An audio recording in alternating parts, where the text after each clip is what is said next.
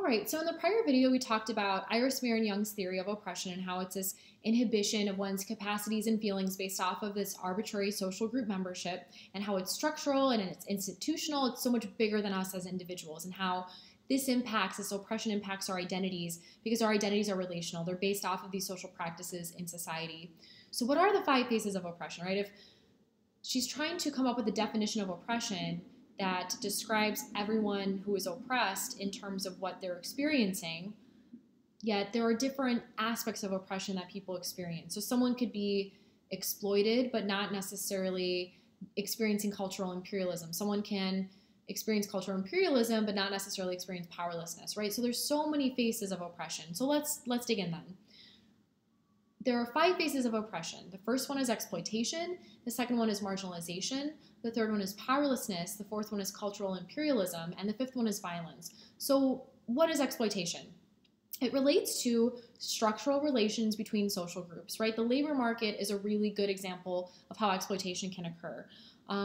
We can think about how people who are working for hourly wages, minimum wage workers, for example, fast food workers or factory workers or migrant workers or people who are working in the slaughterhouses, retail workers, right? They don't really have a lot of autonomy in their jobs and they're not making a lot of money, right? They're making pretty much the bare minimum. Yet there is someone who is benefiting from this exploitation, being their supervisors potentially, or the owners or the CEOs of the company, right? Think about the huge difference between what the CEO of McDonald's makes versus what a fast food worker at McDonald's makes, right? Huge disparity there. And so therefore, the worker is exploited because they're not being paid what they deserve based off of the work that they're putting in. So labor then the labor market is such a great example of how exploitation works, right? You're being taken advantage of. Your labor, your time is being exploited by another person or by another group of people. We can also think about exploitation with respect to gender exploitation and how within kind of a male-dominated society, you have these rigid gender roles where men are expected to, be the breadwinners and make the money, and women are expected to take care of the house and engage in domestic labor and domestic chores. Yet raising children and domestic chores and domestic labor, right, that's a 24-hour job. You can't leave it and go somewhere else. And it's an unpaid job. So that's an example of gender exploitation, or how women make less than men. So white women make 70 cents for every dollar white men make. This number decreases for African American and Latinx women to 65 cents. And that could be an example also of racial exploitation, where African Americans and Latinx individuals statistically have lower incomes than white individuals. And you also see a segmented labor market. So more of the high kind of skilled unionized jobs are left for white individuals. And these are some of the examples that the author gave to describe what exploitation is, right? So you can kind of see how it's happening within the labor market, and then you see these differences based off of gender and race and education status as well when it comes to exploitation. But not everyone who's oppressed may necessarily experience exploitation. So this is where we get into the second phase of oppression, being marginalization. The author discusses how marginalization is the most dangerous form of oppression. It's the most dangerous phase of oppression because it's when the system of labor will not even use you. They don't even want to deal with you. They don't even think of you as being productive. And in a capitalist society, you have to be engaged in the system of labor. You have to be making money somehow. Otherwise, you can't survive, right? You can't pay for housing and food and clothing and your family, right? So if you are disposed of by the system of labor, then you are experiencing marginalization, right? This happens to the elderly. This happens to people who are disabled in various ways. This happens to people based off of immigration status. And so you are also then expelled from participation in social life. This leads to material deprivation, right? If you can't pay for basic things, then you can't live in a capitalist society. So this leads people who are experiencing marginalization to experience a dependence on society, where they are subject to arbitrary and invasive forms of authority, and it's justified by kind of the mainstream people in society, and they are deprived of choice and respect. So an example of this dependence on society and this being subject to arbitrary And invasive authority can be an example of how individuals who are on some sort of welfare, whether it's food stamps, there was a lot of talk about drug testing welfare recipients, and that's an example of how, whether or not you agree with it or disagree with it, it's an example of how someone can be deprived of respect and choice, and just this idea that, people on welfare on drugs, or they're taking advantage of the system, right? That's an example of a prejudice against people who are experiencing this need. Yet the experience of marginalization leads people to be dependent upon society, because how are you supposed to live then? If you can't find a job, if you're laid off, if you're fired, if you're thought to be of little to no use, then how are you supposed to function in society? Right? So the most dangerous form of oppression then is marginalization. So not everyone, though, who's oppressed can experience marginalization, right, in such an extreme way. The third phase of oppression is powerlessness. And it's just conveying that some people have power and wealth because they profit from the labor of others, right? Powerlessness and exploitation are really integrally tied to one another, but exploitation has more to do kind of with financial or economic differences, whereas powerlessness has more to do with differences in power and say and autonomy in your daily job.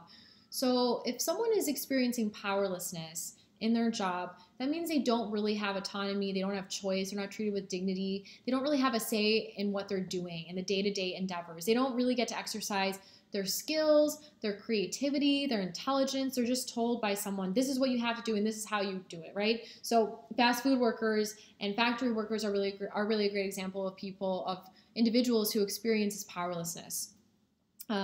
Whereas people who experience power in their jobs have a say in what they're doing on a daily level. They experience autonomy. They can exercise their creativity.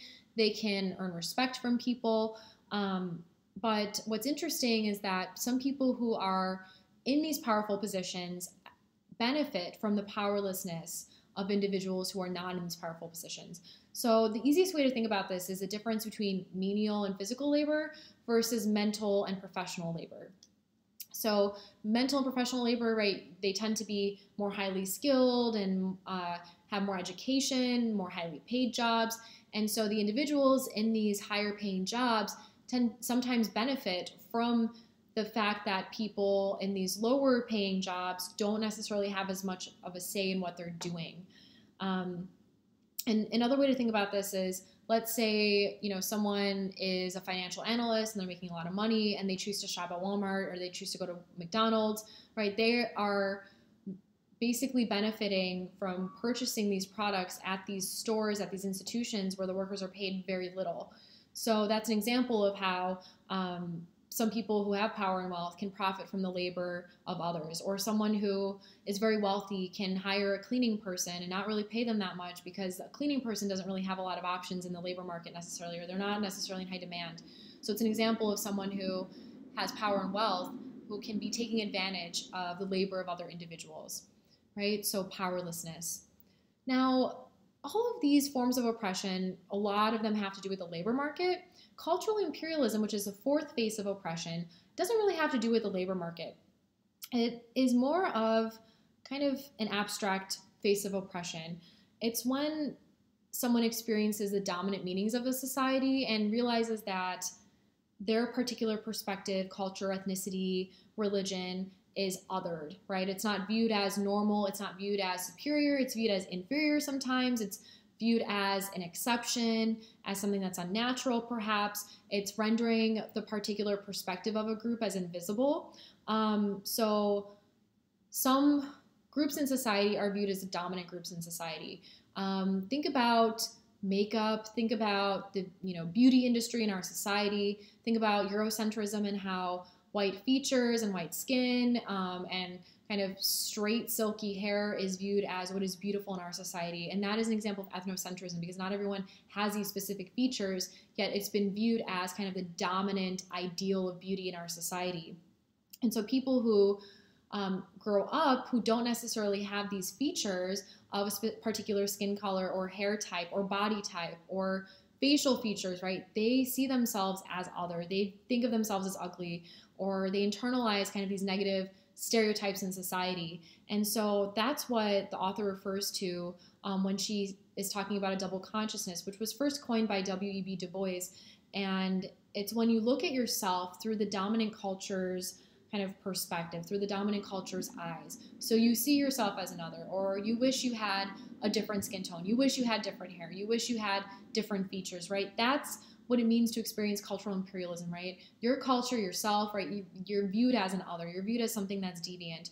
Think about even the term ethnic cuisine, right? Every cuisine comes from some sort of ethnicity or combination of ethnicities, but only certain types of cuisines are viewed as ethnic cuisine, right? Or think about beauty products and how some beauty products are coined as exotic beauty products, but there's nothing exotic about those beauty products, right? They're just how some individuals need or experience or kind of are rendered by society as exotic, even though there's nothing exotic about a human being, right? It's a term used for animals.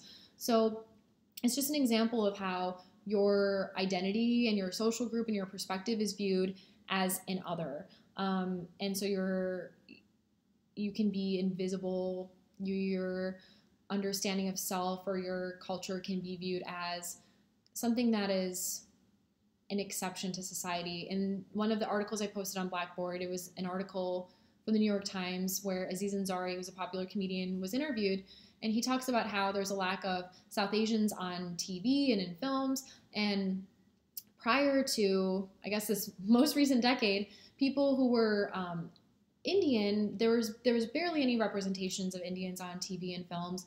And if there was any representation, sometimes it was a white individual playing an Indian person, which is pretty offensive, or it was an Indian person who was asked to have a very kind of stereotypical accent. And Aziz Ansari grew up in South Carolina, and so he talks about how he doesn't have any accent, right? But the directors kind of asked him and made him have this accent to fulfill this stereotype, or of, you know, being someone. Think about Apu from The Simpsons and how, you know, there's this very stereotypical idea of talking and of where he works and the thank you come again stereotype. So those are examples of cultural imperialism, right? Where there's a lack of representation, and if there is representation, it's very stereotyped. It's not dynamic representation. It's not showing South Asians, for example, as interesting people who have relationship problems, right? So one who experiences cultural imperialism, though, doesn't necessarily experience the fifth phase of oppression, which is violence. Violence, I think, is the most obvious phase of oppression, but violence is when members of some groups must live with the knowledge that they must fear random and unprovoked attacks on themselves or their property. And the individuals who are perpetuating this violence their motive is basically to damage or humiliate or destroy the person based off of the social group that they belong to, right? So think about hate crimes.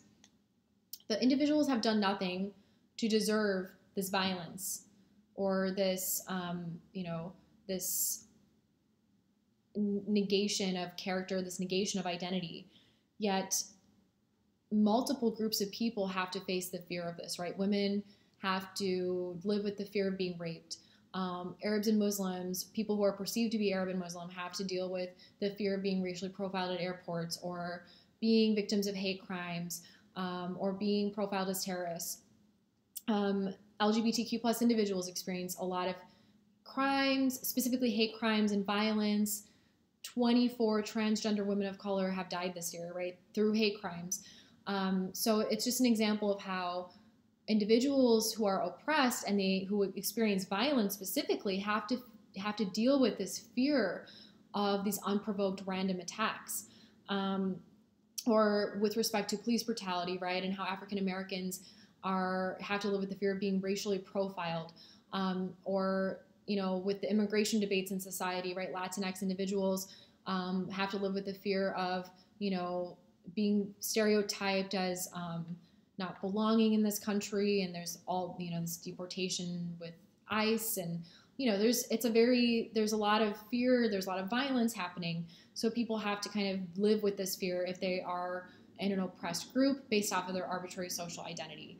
Yet the social context of the society we live in makes these acts of violence acceptable. They're not necessarily these deviant acts. They're done through institutional practices in our society that make it kind of okay to engage in these acts of violence. Even though there are laws against these acts of violence, the institutional ideas within our society kind of perpetuate these forms of violence. So through objectifying women constantly, through the idea that yes means, or that no means yes, right? The idea that she was really asking for, right? Those are examples of how the rape culture in our society perpetuates the idea and the act of rape and sexual assault, right? It's so much going on right now with that. So it's an example of how oppression exists, and it can be experienced through violence. So kind of the overarching idea here is that oppression is this type of inhibition, but it can be experienced in these 5 different ways: through exploitation, through marginalization, through powerlessness, through cultural imperialism, through violence. Yet not everyone who experiences one of these types or one of these phases of oppression experiences all of them, right? But these function to determine whether individuals or groups of people are oppressed, right? And if their experiences don't necessarily kind of convey that they've been experiencing exploitation or marginalization or any of these 5 phases, then maybe they're not necessarily oppressed. They could be, they could suffer, they can be limited, but that doesn't necessarily mean that they're oppressed, right? And if we understand who's oppressed and who isn't oppressed, then that can help us overcome oppression, right? Because if everyone's oppressed, then no one's oppressed, right? So that's kind of the general idea behind Iris Marion Young's 5 Phases of Oppression essay.